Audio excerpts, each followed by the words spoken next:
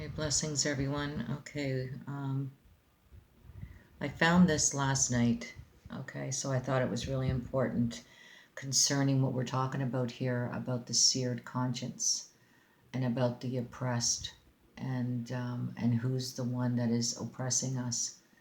And it just gives you a little bit of insight to hear what we're going to hear today in this video. So I'm just going to play this out, okay? Again, this is about oppression, and this is the school system, the educational system, and searing of the conscience.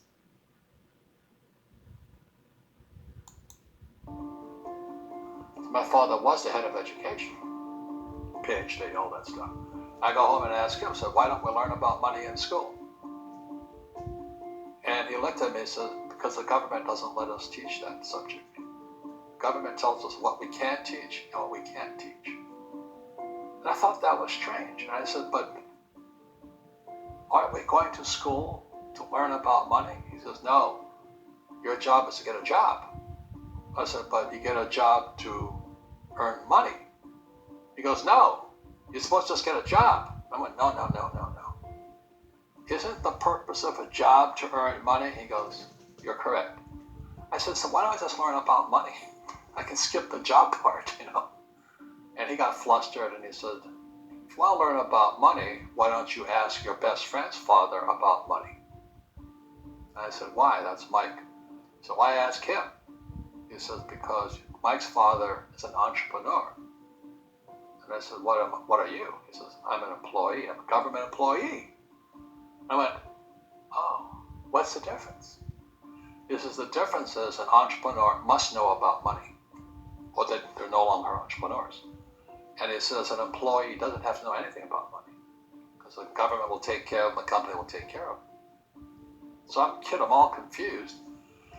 But I took my dad's advice and I trundled over to Mike's father's office and knocked on his door and I said, hey, I'm here, 9 years old. Teach me about money. He says, beat it, kid, But that's where the story of Rich Dad, Poor Dad started.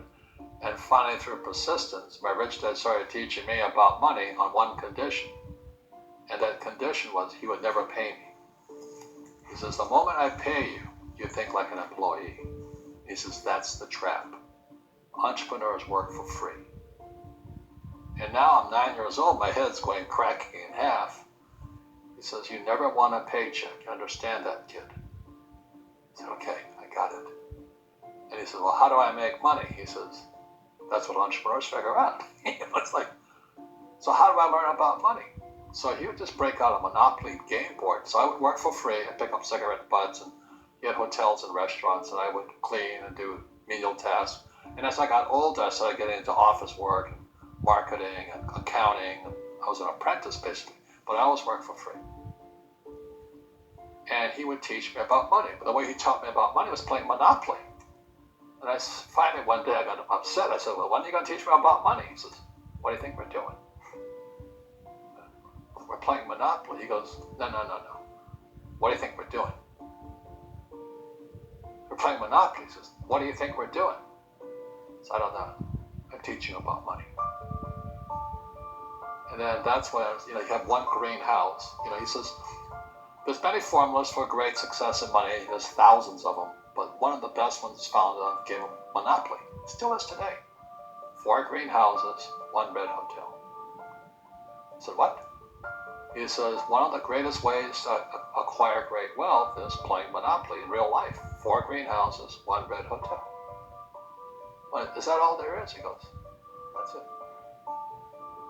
And he says, what do you think I'm doing? And I went, I don't know. So then he took me out and he showed me his greenhouses. And 10 years later, when I was 19, I was now in school in New York, and I come back to Hawaii, and Rich Dad had bought the biggest piece of land smack dab in the middle of Waikiki Beach. And when you go to Waikiki Beach today, you'll see the Hyatt Regency Hotel. That was his hotel. Just like the game of Monopoly. Just like the game of Monopoly.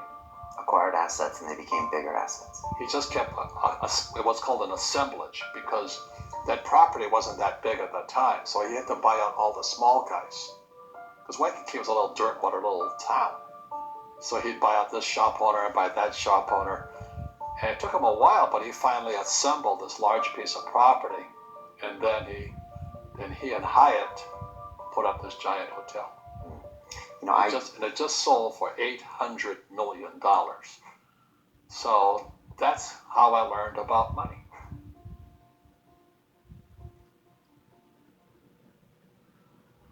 I've had financial crashes. I've had people stab me in the back, but they're all good because I grow from it. That's spirituality.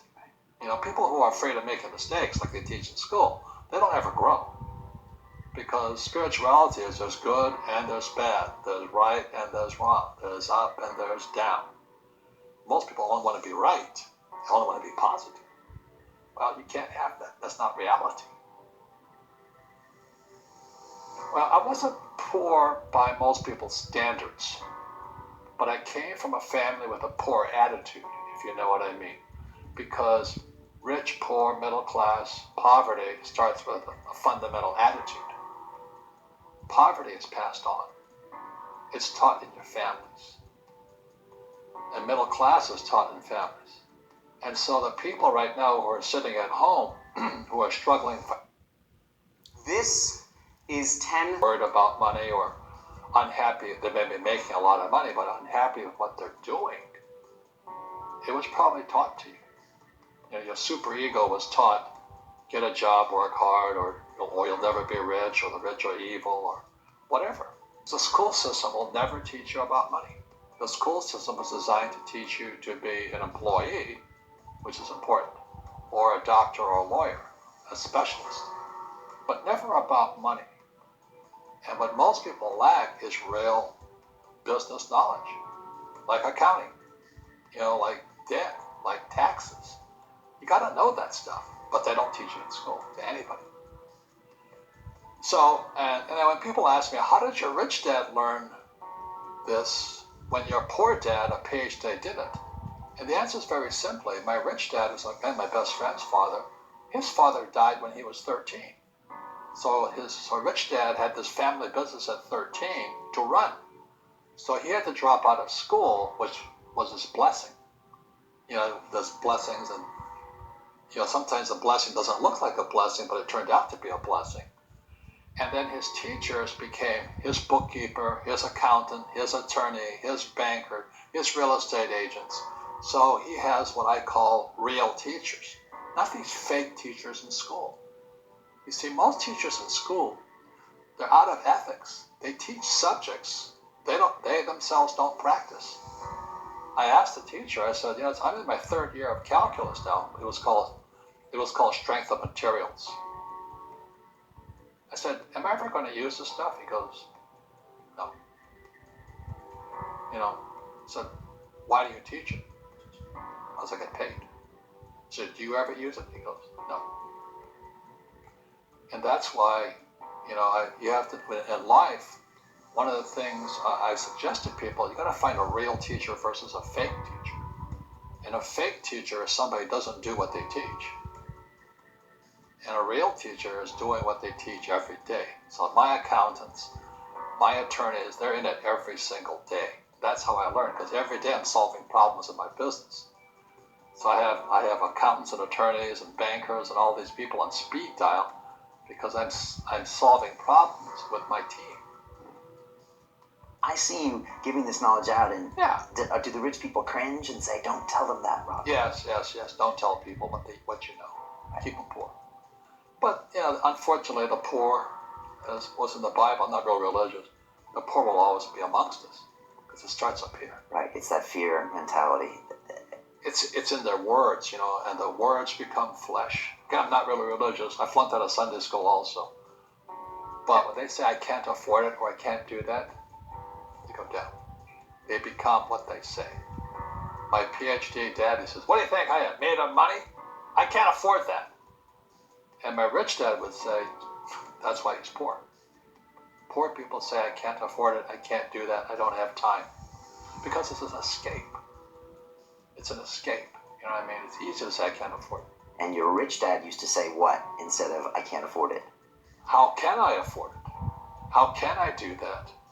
What would it take, or why should I do that? He says that a question opens a mind, a statement closes the mind. See, when you say I can't afford it, your mind shuts down, and you become what you say. Rugby is a team sport, but so is soccer. The rules are different. And other people are golfers. They play by themselves. And so everybody's different. So my game financially is business, number one. Second is real estate. So what I say to young people is, you find your game. Work 8 to whatever the hours a day.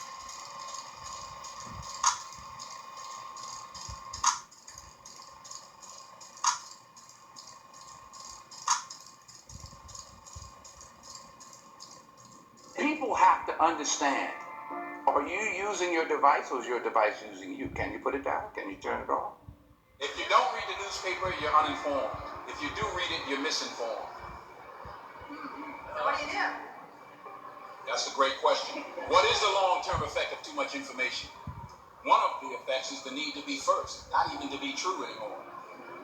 So what a responsibility you all have to tell the truth, not just to be first, but to tell the truth. We live in a society now where it's just first. Who cares? Get it out there. We don't care who it hurts. We don't care who we destroy. We don't care if it's true. Just say it. Sell it. My biggest concern is the unfettered access to social media and cell phones, quite frankly, because there's a biology to these things that are as addictive as alcohol, nicotine, and gambling. Right now, a family is out to dinner at a restaurant, not enjoying each other's company, but each staring into the screen of their choice, completely ignoring the family members. And this is mom, dad, and the children all doing the same thing while they continue to eat. They did it the entire meal. Right now, an infant is getting their first iPhone and learning to tap and swipe all while drooling on it. 92% of 2-year-olds play video games because that is what parents are putting in front of their precious children to keep them entertained and quiet. This is your life now. No natural behavior. Everybody's wearing clothes they don't want to wear. Everybody's showing up and doing something they don't want to do. They have no connection to. That's the problem with our society. And then what's the reward for all this stuff? Go home, get a big TV. Go home, you're going to get a shiny belt buckle. You're going to get a nice purse. You're going to wear shoes that you couldn't afford last week. You're going to get that dream car. And every week we're chasing down this new object. And every week we're trying to fill this hole in this sad shadow of a life that we've been left with after work. That you work 8 to whatever the hours a day plus commuting. And then you're like this. And that's your life. That's your real life. All that other stuff is not your life anymore. Going this way, go that way. We now know that many of the major social media companies hire individuals called attention engineers, who borrow principles from Las Vegas casino gambling, among other places, to try to make these products as addictive as possible. In South Korea, internet addiction is classified along with alcohol, cigarettes, and gambling as an addiction. Well, it's about balance. It's not that they're inherently bad, and it's not that texting or social media is inherently bad, but it's when it gets out of balance. If somebody carries their phone wherever they go, like they physically feel anxiety if they put it down. When they're with their friends and have to have it up the entire time looking at the phone while they're with their friends. The phone. What I'm saying is we have to understand, we have to at least ask ourselves, around the world, you here in England, wherever you are, what is it doing to us?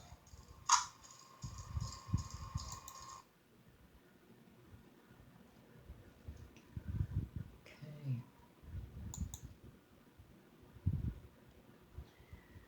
Malachi 3:5.